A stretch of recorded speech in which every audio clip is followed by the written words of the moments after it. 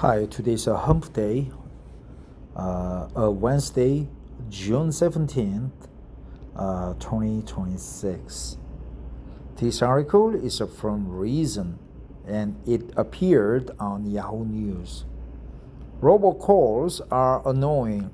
Eroding privacy is not the right way to stop them. What does it mean, eroding privacy, right? If privacy is eroded, then there's almost no privacy. No privacy means your data, personal data, is exposed to robot callers. And more robocalls we will receive. Robocalls are annoying, right? This article was prepared by Megan O'Rourke, Wednesday, June 17th. The Federal Communications Commission, FCC, wants to stop pesky robocallers, but its proposed fix might make it extremely difficult for Americans to have burner phones, right? Burner phones. It's another phone that you can just throw away. It burns away, right? You buy a burner phone off the shelf at the convenience store. Once the pre-charged amounts of data and voice talks are used, you just throw the phone away, so that basically you are hiding your identity.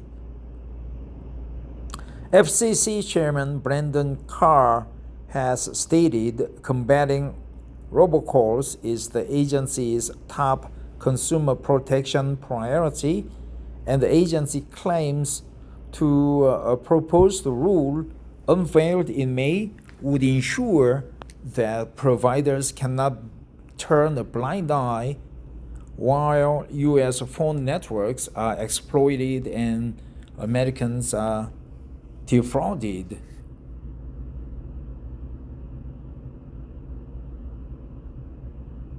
Right? Defraud. So here I think defraud means frauded. Confused.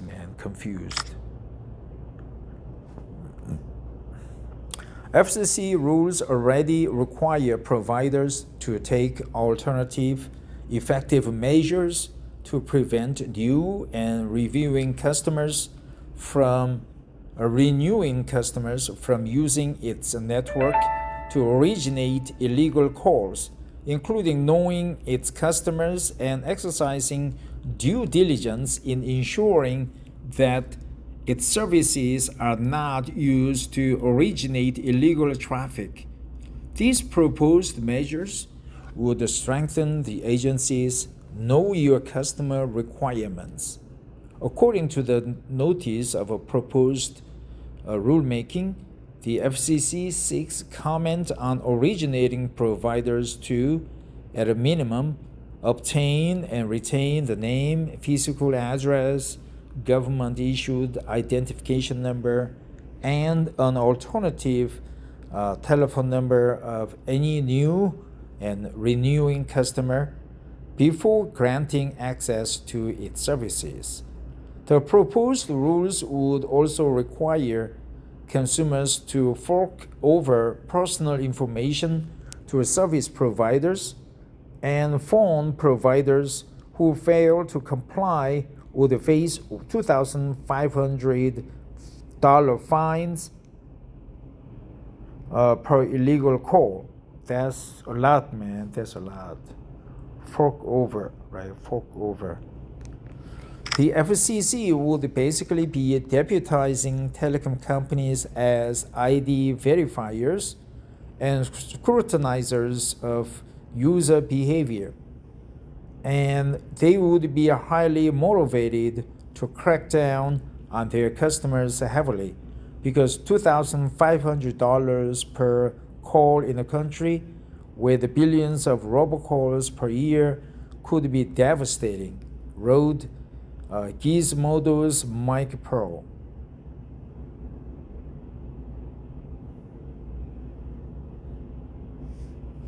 That's a lot, man. 2000. So the duty is resting squarely and heavily on the telecom providers in America.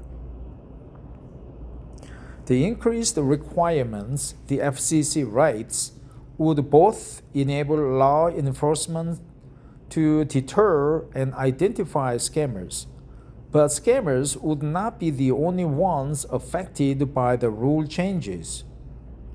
Jay Stanley, a police analyst at the American Civil Liberties Union (ACLU), warned for media.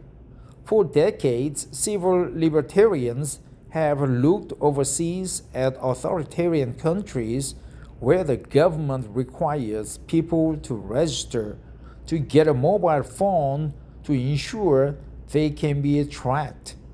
We never thought that would happen here, but make no mistake, with this rulemaking, the government is contemplating taking away people's ability to get a burner phone, which will hurt low-income people, domestic violence victims, and anyone else who cares about their privacy, he told the outlet. Fox News' Kurt Knudsen has noted that the proposal does not mean the FCC is trying to ban burner phones outright, but he warns phone providers must collect more identity details before activating or renewing service. Anonymous or semi-anonymous phone access could become much harder to get. The FCC is aware of the proposal's threats to anonymity, and the agency asks commenters to consider what privacy concerns may arise from such a collection of personal identifiable information, PII, and how can we mitigate them. But given the security state's tendency to erode privacy rights while expanding its own surveillance powers, it would not be surprising if the rule is finalized. If it is, journalists, whistleblowers, and Americans who simply want to speak privately would lose another mode of telecommunication. The post robocalls are annoying, eroding privacy. Okay, so here eroding privacy means privacy will be eroded by the FCC, not by the robocalls. It's not the right way to stop them. Appeared first on Reason.com. So let's view the comments. Join the conversation. Just be kind to your fellow humans and keep things on topic. We'll help by moderating comments according to our community guidelines. Sometimes I call back and the number has been disconnected. I block the numbers and they still keep coming. Just to fix the technical flaws that allow telephone number and email address spoofing. Spammers use VoIP, which allows them to spoof unlimited phone numbers which don't exist. For some strange reason, the IRS flagged my 2025 return as possible ID theft, and I don't know how the spammers got tipped off on that, but I've received at least 2,000 calls since February telling me they can help me with my tax problem. I was getting 50 calls a day at one point. I declined the call, and while I was blocking and deleting that number, another one would come in, back to back to back. Absolutely aggravating. They are tapered off to a handful.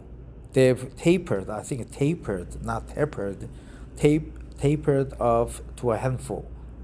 Yes, the legislation is already here with a allegedly do not call list. Enforce it. Don't pass dystopic new laws where we hand over everything to get hopes of privacy. So it's a interesting article. You get like several hundred calls a day. Fork over, right? Fork over. Deputize. FCC chairman, burner phones. So we go and burner phone, look for the word burner phone.